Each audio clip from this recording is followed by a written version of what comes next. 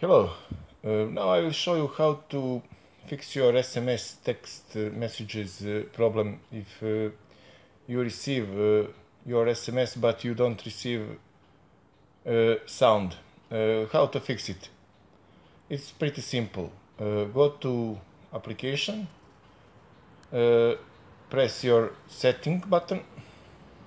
Now you have here separate tab notification.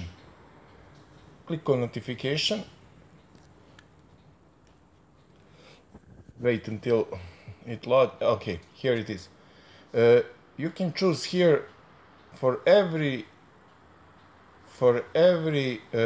application which you want to receive sound. If your messages is off, then you will receive SMS notification sound from all applications, but not from messages.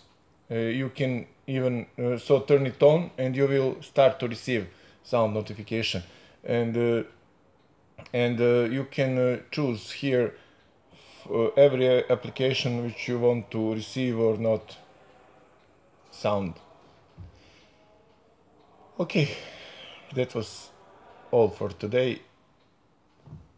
Hope you like this video. If you like it and if it was useful for you,